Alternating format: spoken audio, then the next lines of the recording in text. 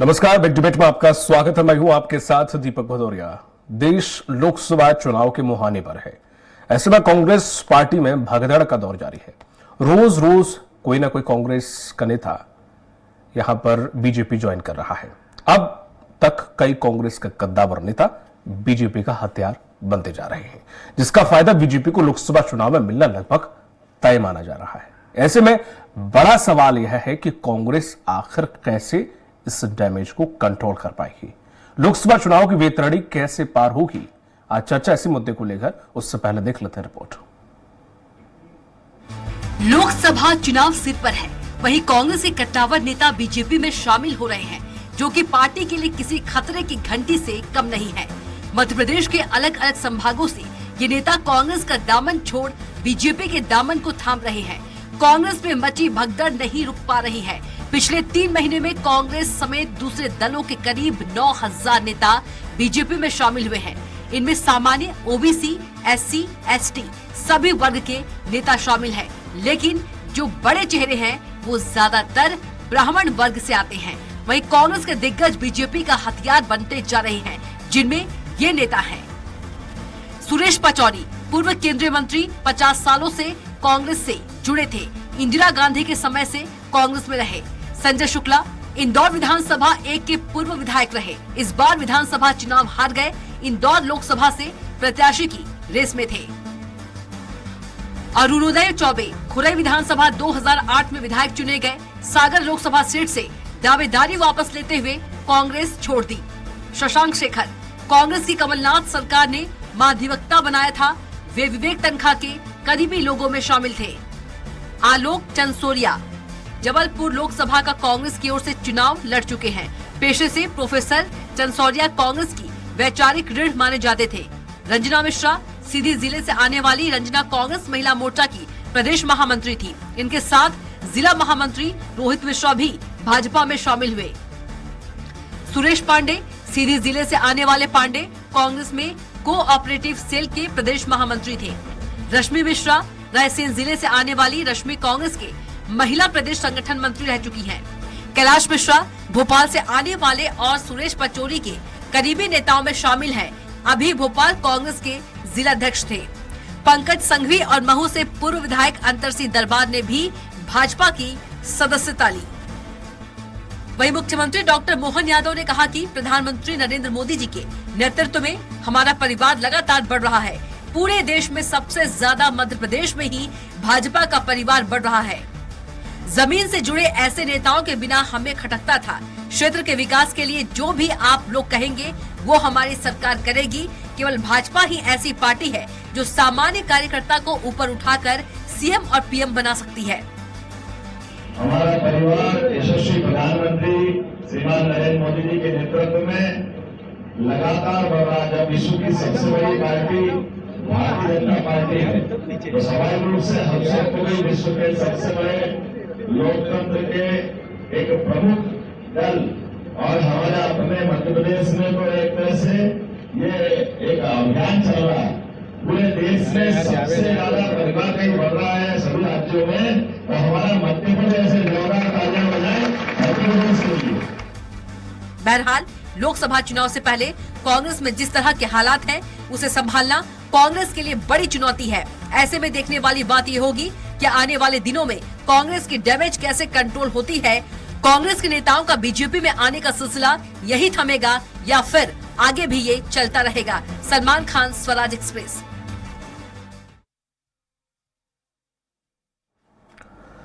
और ज्यादा चर्चा के लिए मौजूद हैं बीजेपी प्रवक्ता ब्रजगोपाल लोया और कांग्रेस प्रवक्ता हैं केदार सिरोही, वरिष्ठ पत्रकार हैं दिनेश निगम।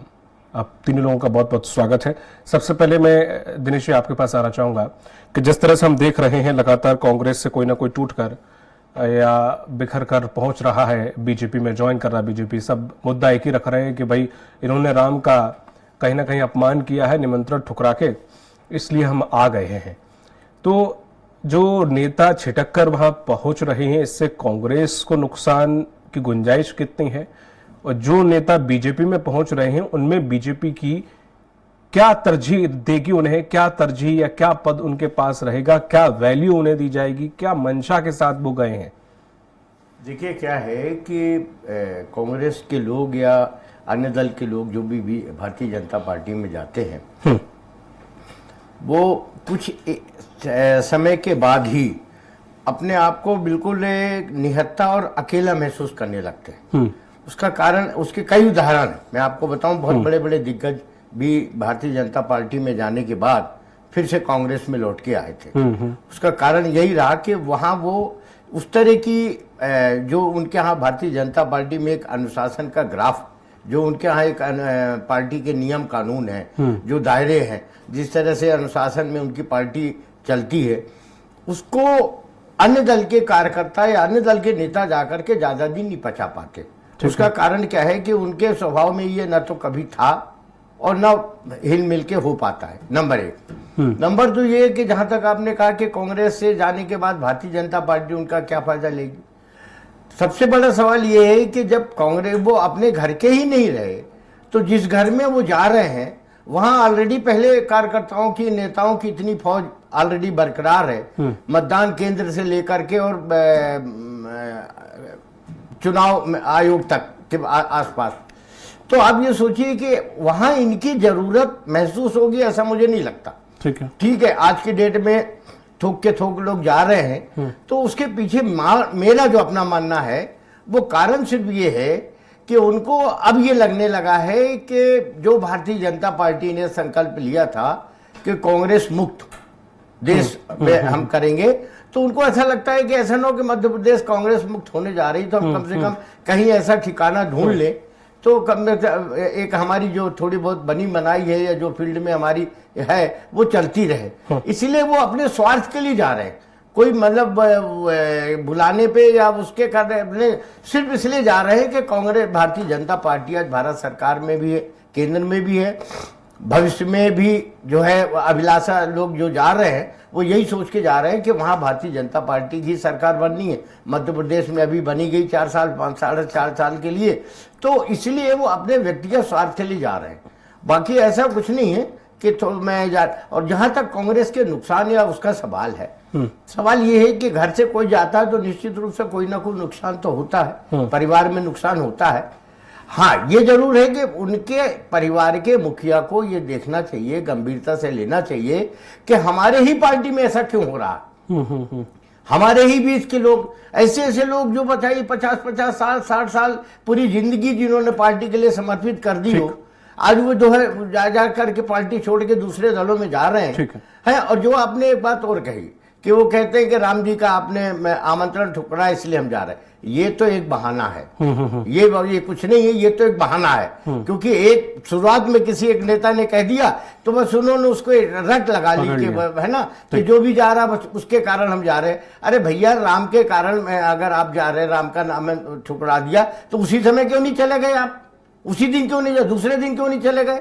आप 6 महीने बाद, 2 महीने बाद, 1 महीने बाद आप जा रहे हो और बहाना बना रहे हो राम के लिए। तो ये सब कहने वाली बातें हैं, लेकिन इसमें निश्चित रूप से पार्टी के जो मुखिया है कांग्रेस पार्टी के और जो उसके कद्दावर नेता हैं उनको इसमें गंभीरता से विचार करना चाहिए। चुनाव सर पे बैठा हुआ है, मुहाने पे कल संभवतः आचार संहिता लगने वाली है, घोषणा होने वाली है तारीखों की। अगर अभी भी नहीं चेत पाए तो कब चेतोगे?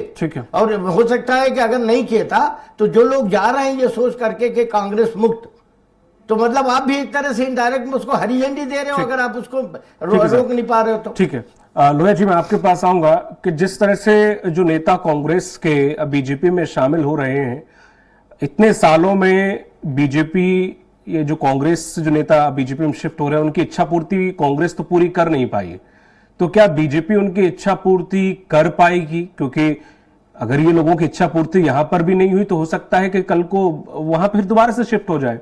तो ऐसे लोगों को लेना कहां तक सही है? लेने का फायदा क्या है? कमजोर करना है कांग्रेस को या इसके पीछे कोई और भी वजह है? लोया जी। कैसा? जी, आपको आवाज आ रही है? जी सर, अब आपकी आवाज दर्शकों तक। किसी भी तरह की शर्तों पर या सौदे के आधार पर हम किसी को भारतीय जनता पार्टी की सदस्यता नहीं देते। जिस मध्य प्रदेश की आप बात कर रहे हैं, इसी मध्य प्रदेश में हजारों हजार कांग्रेस के कार्यकर्ता पिछले 2 माह में भारतीय जनता पार्टी की सदस्यता ले चुके हैं। परंतु हमने किसी को लोकसभा का टिकट नहीं दिया, किसी को कहीं नहीं भेजने का काम किया। हमने किसी को, जिसको आप कहते हैं कि उपकृत करने की बात, तो हमने नहीं किया। मानदत्त शर्मा जी ने बड़ा स्पष्ट कहा था कि जिनको भी भारतीय जनता पार्टी की विचारधारा पसंद है और भारतीय जनता पार्टी के संस्कारों में रहना पसंद हो, केवल वही भारतीय जनता पार्टी में आए। ये तो हुई एक बात, परंतु प्रश्न एक बात का है, आदरणीय दिनेश जी ने प्रश्न उठाए हैं। देखिए, राम मंदिर एक विषय है कि राम मंदिर का न्योता ठुकराया, ये सिर्फ एक विषय है। इसके अलावा भी बहुत से ऐसे विषय हैं जब कांग्रेस में रहना लोगों को मुश्किल लग रहा है। सबसे बड़ा कारण है अयोग्य नेतृत्व। दूसरा बड़ा कारण है कि कांग्रेस 1967 से लेफ्ट बिरादरी जो है उसका सहयोग तो लेती रही, परंतु कांग्रेस में लेफ्ट विचारधारा के लोग सीधे प्रवेश नहीं थे। परंतु आज जब कन्हैया कुमार जैसे लोग कांग्रेस वर्किंग कमेटी को चलाते हैं, तो आज इन लोगों को रहने की बड़ी असहजता है। एक बात और आप देखेंगे कि अहमद पटेल के बाद आज कांग्रेस की स्थिति क्या है कि कांग्रेस के बड़े नेता अशोक चौहान जैसे नेता जो दो बार मुख्यमंत्री रहे महाराष्ट्र जैसे प्रांत के, उनको 2 बार एसएमएस मिलता है 40 दिन में, टॉक टू केसी। तो क्या वो केसी से बात करेंगे? और जिस तरह की बातें आज पब्लिक डोमेन में उपलब्ध है कि कांग्रेस के एक बड़े नेता एक जमाने में रहे आचार्य प्रमोद कृष्णन जो कह रहे हैं कि जो लोगों को राहुल गांधी की नहीं, देखिए परिवार के प्रति निष्ठा रखना तो कांग्रेस की पहली शर्त थी, परंतु बात इससे एक कदम और आगे बढ़ गई है। और आज बात यह बढ़ गई है कि जो राहुल गांधी जी के नौकरों के इशारों पर चल सकते हैं, केवल उनके लिए कांग्रेस में स्थान बचा है। ये बड़ा गंभीर संकट है। और एक और बात है, कांग्रेस पार्टी जब ये कह रही है, उनके जो मूर्धन्य नेता है राहुल गांधी जी, वो कह रहे हैं जिसको जाना है वो जाए, तो भारतीय जनता पार्टी का बड़ा स्पष्ट मानना है कि न हम किसी के सौदे के आधार पर, न किसी लालच के आधार पर, और जो भी लोग आ रहे हैं, आपके माध्यम से बड़ी स्पष्टता से कहता हूं कि जो आदरणीय बीडी शर्मा जी ने कहा है कि जिनको रीति नीति विचारधारा और संस्कार पसंद हो, जिन्हें नरेंद्र मोदी जी का नेतृत्व पसंद हो, जिन्हें भारतीय जनता पार्टी की सनातन संस्कृति की उत्थान की नीति पसंद हो, जिन्हें भारतीय जनता पार्टी की विचार की विकास की अवधारणा पसंद हो, और जिन्हें गरीब कल्याण का संकल्प मन में हो, केवल वही भारतीय जनता पार्टी ज्वाइन करें, शेष लोग ना करें। क्योंकि हम तो अंत्योदय करते हैं। जो सबसे पीछे बैठा है, चाहे वो कार्यकर्ताओं की सूची में बैठा हो, वो चाहे जनता की भीड़ में बैठा हो, जो पीछे छूट गया है उसी को आगे लाने का काम भारतीय जनता पार्टी करती है। और जो लोग ये समझते हैं कि भारतीय जनता पार्टी में आने के कारण कहीं कुछ उन्हें उपकृत मिलेगा, तो ऐसा कोई संभावना नहीं है। ये बड़ी विनम्रता के साथ कहना चाहता हूं। हाँ, परंतु यदि आप में योग्यता है तो जो भारतीय जनता पार्टी आपको अवसर दे सकती है गांव गरीब और किसान की सेवा करने का, वो अवसर भी कोई नहीं दे सकता है। नहीं, वो डिपेंड करता ना लोया जी, आपको जी वो डिपेंड करता कितना बड़ा नेता है, क्या दमखम रखता है, क्या पॉपुलैरिटी है। नेता कभी बड़ा नहीं जी को होता। पहुंचाया ना राज्यसभा में, आपने पहुंचाया तो आते पहुंचा दिया था सर। मैं बता रहा हूं। अरे तो हमने राज्यसभा में, तो हमने लोकसभा में भी पहुंचाया है। वही तो बता रहा हूं सर। बालाघाट में नगर परिषद में वार्ड 6 की पार्षद लोकसभा का चुनाव लड़ रही है। हमारे 3 पूर्व सरपंच, अब सरपंच से छोटी कोई राजनीतिक इकाई नहीं होती, 3 पूर्व सरपंच लोकसभा का चुनाव लड़ रहे हैं। हमारे किसान मोर्चे के कार्यकर्ता दर्शन सिंह चौधरी लोकसभा का चुनाव लड़ रहे हैं। हमारी महिला मोर्चे की छोटी सी कार्यकर्ता माया नारोलिया जी राज्यसभा में प्रतिनिधित्व करती हैं। तो मैंने वही तो आपसे कहा कि जिसके मन में ये संकल्प हो कि तेरा वैभव अमर रहे, मां हम दिन 4 रहे ना रहे, उन सबका स्वागत है। हम तो राष्ट्रपति बनाने की क्षमता रखते हैं, प्रधानमंत्री बनाने की, मुख्यमंत्री बनाने की, परंतु योग्यता जिसमें होगी वो कहां से आया, कैसे आया, ये हमारे लिए कोई प्रश्न नहीं है। यदि आप में योग्यता है, यदि आप में क्षमता है, यदि गरीब कल्याण का कल्याण करने की तड़प आपके मन में है, यदि भारत माता को वैभवशाली और गौरवशाली बनाने की इच्छा है, तो आइए, भारतीय जनता पार्टी में आपका स्वागत है। और इससे अच्छा प्लेटफॉर्म दुनिया में कहीं नहीं। ठीक है लोहिया जी, मैं आऊंगा आपके पास वापस। सिरोही जी, जिस तरह से लगातार विकेट गिर रहे हैं, विकेट ऐसा नहीं कि छोटे नेताओं के गिर रहे हैं, बड़े बड़े नेताओं के गिर रहे हैं। कोई पूर्व विधायक है तो कोई पूर्व सांसद है, सबसे बड़ा तो पचौरी जी बहुत बड़ा एग्जाम्पल है। तो ऐसे में वजह क्या? अगर आप ये कहें कि नहीं ये लोग गद्दार थे, ये लोग बाहर थे, या ये लोग चले गए पार्टी से तो पार्टी हल्का महसूस कर रही है, अब पार्टी आगे बढ़ेगी, ये बोझ थे, तमाम तरीके की बातें आ जाती हैं निकलकर सामने। पर असलियत कोई बोलना क्यों नहीं चाहता? कहीं तो कुछ कमी है। देखिए मैं दो चीज बड़ी स्पष्ट बता दूं। ये हमारे लिए पेड़ थे, ये फल नहीं दे रहे थे, तो छांव दे रहे थे। इसको हम लोग नकार नहीं सकते हैं। हमारी पार्टी के लिए ये एक आइडेंटिटी थे, इन लोगों ने काम किया।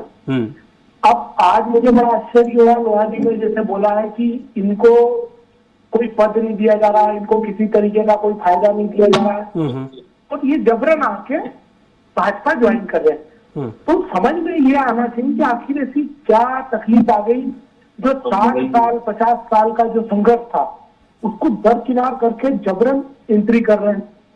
ऐसा कौन सा मोदी जी के नेतृत्व का जादू है? तो आज ने बहुत बड़ी बड़ी चीजें गिना दी।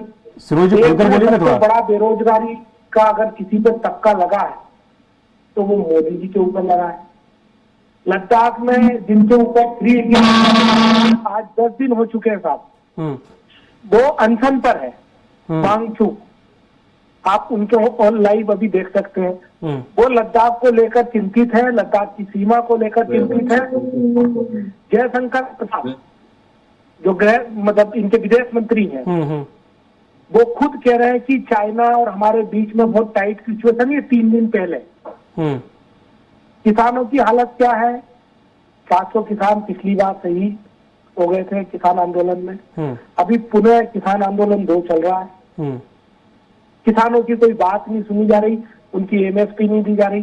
जो मध्य प्रदेश सरकार ने, मध्य प्रदेश में भाजपा के लोगों ने 2700 रुपए का वादा किया था, वो 2400 देकर इसीसीवी कर रहे हैं। 2 करोड़ रोजगार की जगह 0 रोजगार आज की तारीख में।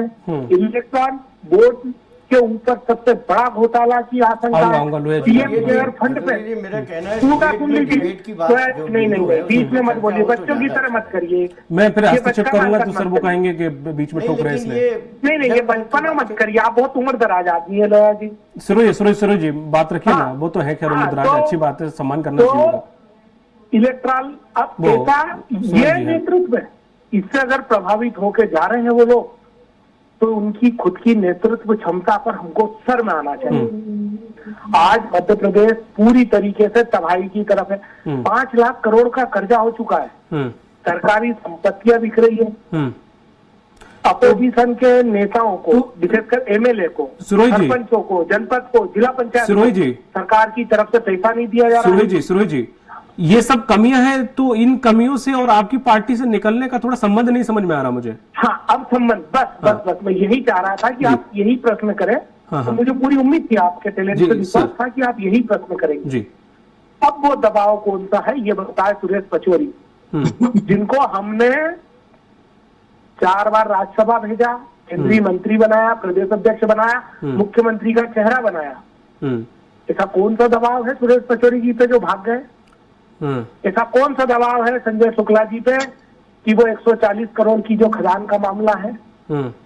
ऐसा कौन सा दबाव है बाकी अंतर सिंह दरबार पे और इन बाकी लोगों पे जो मध्य प्रदेश में? अगर कल को कमलनाथ जी जाते हैं, जैसे बीच में हवा उड़ी थी, तो आप ये भी कहोगे कमलनाथ जी पर भी दबाव था? देखिए, अगर मुझे तो उम्मीद नहीं है कमलनाथ जी जाएंगे। ये तो सर थोड़ा सा अस्पष्ट बात हो गई ना सर। तो बिल्कुल बात होगी ना, उसमें कोई एका दुका नहीं होगा। नहीं सर, अगर राहुल गांधी भी जाएंगे, राहुल गांधी भी कभी जाते हैं तो आप ये कहोगे दबाव था, तब भी आप यही कहोगे दबाव था। देखिए, अभी आपने दोनों प्रश्न अपने सामने हो गए। इनने कहा हम इज्जत नहीं दे रहे, हम ले नहीं रहे, हमारी कोई जरूरत नहीं है, हमने उनको इतना साल दिया, उसके बाद उनको वापस जाना पड़ रहा है। देखिए, मैं कहानी सुनाता हूँ, बहुत 10-15 सेकंड की है सर, थोड़ा सा जल्दी, समय कम है। हाँ, 15 सेकंड से ज्यादा। एक बार एक चक्रवर्ती सम्राट थे, उनके पास योद्धाओं की बहुत बड़ी फौज थी। उनने कहा कि भाई हमें अच्छे सैनिकों की जरूरत है, तो पूरे राज्य के नौजवान उनके सैनिक बन गए। उन्होंने देखा कि इतनी संख्या आ रही है, तो एक बार युद्ध की बात आई कि भाई अब राज्य के लिए युद्ध लड़ना है, आपने इतने साल तनख्वाह ली, सब कुछ किया, फायदा लिया, कल सुबह युद्ध के लिए निकलना है। आधे सैनिक भाग गए। तो कांग्रेस के साथ भी यही हो रहा है। अब जो मुख्य लड़ाका है वो बच रहे हैं, और हम जिम्मेदारी के साथ लड़ेंगे, जनता की आवाज पर हम खड़े उतरेंगे। और आप देखिएगा, एक बहुत मजबूत विपक्ष के रूप में हम खड़े रह के जनता के हितों की रक्षा करके फिर सरकार बना। लोहिया जी, मैं आपको 1 मिनट दे रहा हूं, उसके बाद मैं निगम जी के पास जाऊंगा। जी देखिए, मैं केवल 2-3 बातें कहना चाहूंगा। मेरे मित्र केदार सिरोही जी अभी कह रहे थे कि भारतीय जनता पार्टी को ऐसी क्या तकलीफ आ गई है कि वो कांग्रेस के लोगों को ले रहे हैं और मोदी जी के नेतृत्व के साथ इतनी सर्जरी कर रहे हैं। केदार जी, मैं आपको बड़ी विनम्रता से बता दूं कि महापुरुषों ने ये कहा है कि दुख में सुमिरन सब करे, सुख में करे न कोई, और जो सुख में सुमिरन करे तो दुख काहे को होए। हम यही तो बात आपसे कर रहे हैं कि जब आप सत्ता और सरकार में होते हैं तो लोगों को चलो चलो चलो दुत्कार कर भगाते हैं। अब इसलिए ये लोग आपके साथ छोड़कर जा रहे हैं। और एक प्रश्न, एक बात का और आपको जवाब देने की कोशिश करूंगा कि आप जिन सुरेश पचौरी जी की, अंतर सिंह दरबार की, संजय शुक्ला की, अर्जुन पलिया की, जिनकी आप चर्चा कर रहे हैं कि उन पर ऐसा क्या दबाव था। अरे जो दबाव में आ जाए वो सुरेश पचौरी नहीं है, आपके दबाव में नहीं आया जो व्यक्ति 50 साल में फिर वही दबाव नहीं है संजय शुक्ला के ऊपर। किसी व्यक्ति के विषय में इतना कभी अच्छा भी ना बोलो और बुरा भी ना बोलो। मैं फिर से कहता हूँ, आज हम आपसे बड़ी विनम्रता से आग्रह कर रहा हूँ। ठीक है निगम जी, मध्य सर प्रदेश लास्ट में कमेंट निगम केदार जी को कहें चुप रहे। प्लीज लास्ट कमेंट मध्य निगम प्रदेश जी में किसका साहस है? निगम जी, अंतर सिंह दरबार वो नेता है जिनका मऊ में दरबार लगा करता था। सर अरे अर्जुन पलिया कौन है? संजय शुक्ला कौन है? आप जान ले। लोहिया जी, निगम जी देखिए ना आप, निगम जी, जिस तरह से देखें कि ये कह रहे हैं कि कोई ना कोई दबाव है। अब दबाव है नहीं है वो अलग बात है, लेकिन अब जिस तरह से नेता छिटक रहे हैं तो उसे आत्ममंथन करने के बजाय उन पर आरोप लगाने के दबाव था। ऐसे तो हर किसी का कुछ ना कुछ केस है, हर किसी के कुछ ना कुछ आरोप है। अगर हम ये कहें कि वो दबाव में है तो ये अलग बात है। दबाव के लिए लोहिया जी समय निर्धारित, माफ कीजिएगा, सबके लिए न्यायालय है खुला हुआ। और रही दूसरी बात, कहीं ना कहीं हित छुपे होते हैं प्रत्यक्ष और अप्रत्यक्ष रूप से। अगर 5 साल तक यहाँ पर बीजेपी का शासन रहने वाला है, उन्हें की कुछ भी काम है, कुछ भी होगा तो बीजेपी की जरूरत पड़ेगी, कांग्रेस में रहकर नहीं हो सकते वो, भले ही कोई पद मिले ना मिले। केरल में भारतीय जनता पार्टी से कौन सा हित सकता है कि जो लोग भी जा रहे हैं केरल के सबसे बड़े नेता AK एंटोनी का बेटा अनिल एंटोनी केरल में आपकी पार्टी को छोड़कर भारतीय जनता पार्टी ज्वाइन की है। भारतीय जनता पार्टी का ना विधायक है ना सांसद है। कैसी बात करते हैं आपको पूरा देश दुत्कार रहा है, आपको नकार रहा है, और उसका एकमात्र कारण आपका आयोग बेरोजगार राजकुमार है। इस सत्य को स्वीकार कर लेंगे उस दिन हमें कम से कम और कुछ नहीं है, देश को एक अच्छा विपक्ष मिल जाए। इसकी चिंता पूरा देश कर रहा है कि एक जिम्मेवार विपक्ष, एक बेहतर विपक्ष जनता को मिले बनी हुई है। तो शायद भारतीय जनता पार्टी में हमको वो सम्मान मिले। तो ये अपने व्यक्तिगत स्वार्थ और व्यक्तिगत अभिलाषा और व्यक्तिगत महत्वाकांक्षा लेकर के ये लोग जा रहे हैं, इसके पीछे और कोई नोटंकी नहीं है। हाँ, ये भी सही है कि जैसा कि अभी ये कहा गया दबाव, कुछ ऐसे उदाहरण सामने आए हैं डिबेट में ही अपन ने देखा है कि कई बार भारतीय जनता पार्टी और कांग्रेस के आपस में जो डिबेट प्रवक्ता होते हैं वो एक दूसरे से जब प्रश्न करते हैं तो कई ऐसे नाम आए जिनके बारे में ये कहा गया कि जब ये अपोजिशन में थे ठीक है सर, तो बड़े भ्रष्ट थे, आज ये सत्ता में आपके पास आ गए तो बड़े साफ सुथरे हो गए। इस तरह की बातें आपने देखी होंगी कई बार। तो ये तो सही है कि कोई ना कोई दबाव तो होता है कि, लेकिन वो दबाव के परसेंटेज में बहुत कम लोगों ने पार्टियां बदली हैं। अधिकतर लोगों ने अपने व्यक्तिगत स्वार्थ के कारण बदली। 30 सेकंड माफ कीजिएगा सर, मैं समय नहीं दे पाऊंगा लोहिया जी, सिर्फ 30 सेकंड मुझे केवल इतना कहना है कि हरियाणा में हमारे 2 नेता पार्टी छोड़ गए, कर्नाटका में हमारे एक विधायक ने क्रॉस वोट करके कांग्रेस को वोट दिया। हम तो उनके विषय में उस तरह की बातें नहीं कर रहे जैसी कांग्रेस की अपने नेताओं के बारे में कर रहे हैं, क्योंकि ये तो राजनीतिक स्वतंत्रता है व्यक्तियों। दिनेश जी आपका, सुरेश जी आपका, तीनों लोगों का इस चर्चा में जुड़ने के लिए बहुत बहुत शुक्रिया। तो जिस तरह से देखे कि लोकसभा चुनाव मुहाने पर खड़ा हुआ है देश, और ऐसे में जो नेता छिटक कर कांग्रेस से बीजेपी में शामिल हो रहे हैं, अब देखने वाली बात होगी उन्हें वहां पर क्या उनका स्वार्थ है, क्या वजह है जिसकी वजह से जा रहे हैं, क्या वाकई वो जो सम्मान या फिर जिस पद की लालसा में वो गए हैं या फिर सेवा भाव से गए हैं वो उन्हें वहां पर मिल पाता है या नहीं। हाँ, हार और नुकसान का आखिर किसको फायदा और किसको नुकसान होता है ये देखने वाली बात होगी। मुझे दीजिए इजाजत, नमस्कार।